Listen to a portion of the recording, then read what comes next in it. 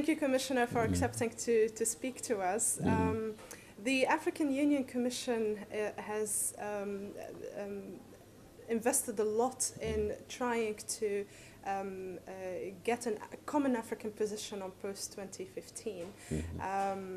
Recently, the discussion in the open working group on the next set of goals where took place, and we were curious to know what is your assessment of how has the African position been integrated, or has it the African voice has been taken into account in the process of discussing the post-2015?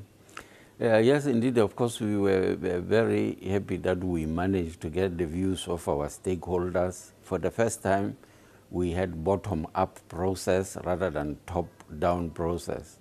And we managed to get the views and the wishes of a broad spectrum of stakeholders, African stakeholders, on what they would like to see happen in the post-2015 era. So that was compiled, and we were the only region in the world that had a common position.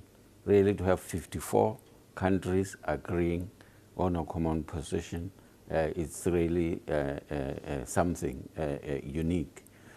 So African, common African position on post-2015, it's very well known. We were very happy to find that in New York, all major constituencies know about it. And what is in there has universal appeal. And as such, a lot of it has been, really, I would say 99% of it is reflected in the 17 goals that have been set by the Open Working Group. So we are happy about that.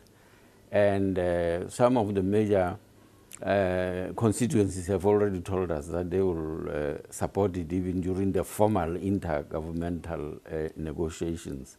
I hope that they will deliver on that. So in that regard, then we will be having what our stakeholders would like to see. I'm really impressed by our leaders now, our African leaders, that for once they said, let's listen to the people, and we will do what the people say they want, so that there is ownership, inclusive, participatory, therefore ownership, therefore commitment, and when it comes to implementation, I think we will have more active, participation in implementing as a result.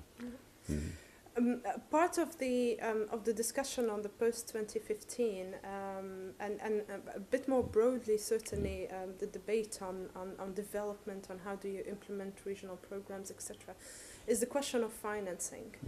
Could you tell us a bit about the ongoing reflections in Africa at the moment regarding the issue of alternative sources of financing, notably? Yes. It's not only alternative, but all forms of financing to make sure that those wishes of the stakeholders become a reality.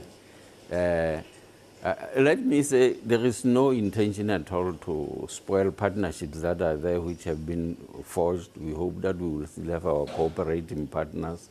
But in terms of what we want to do, whatever they can mobilize to support us will not be enough.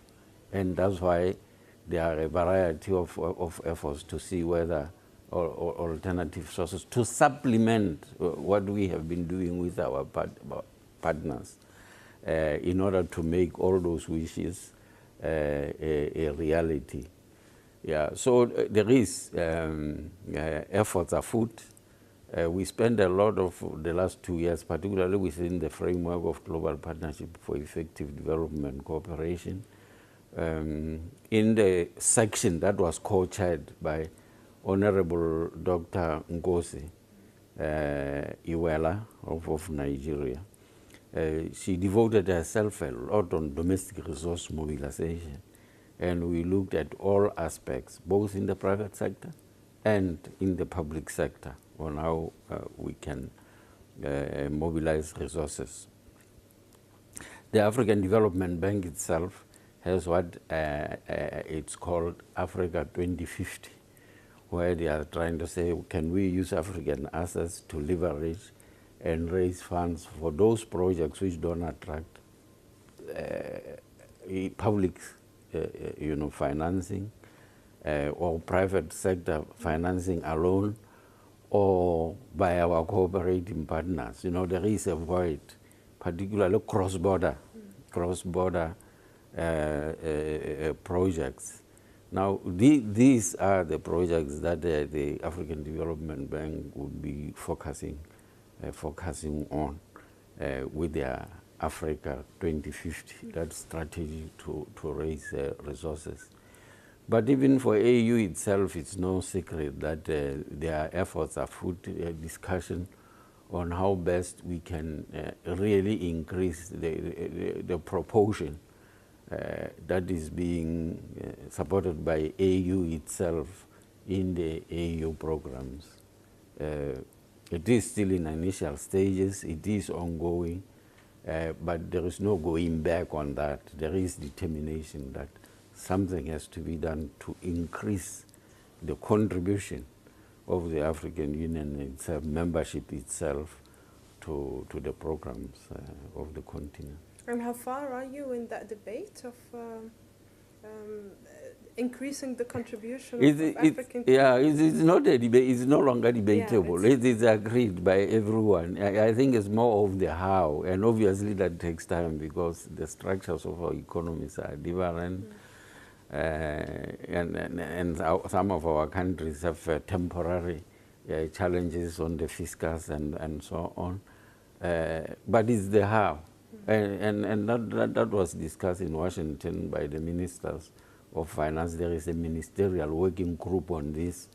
And they made some way forward. They had some agreement on the principles. So we are moving. The debate, if you call it debate, is more on the how, not whether or not. That one is past. The summit, starting with the Executive Council, which is composed of ministers of foreign affairs, the ministers of finance themselves in Abuja in March, and that's why they elected the ministerial working group of 15. That has been agreed. There is no going back on that. Yeah. Well, thank you very much. But if you have some ideas on the how, we would accept the ideas from anywhere. But we ourselves within Africa, we are finding, and we are confident that there will be a way and it will happen. Yes, eventually. Yeah. Thank you very much. Well, thank you very much, Commissioner. Okay, thank you. And all the best.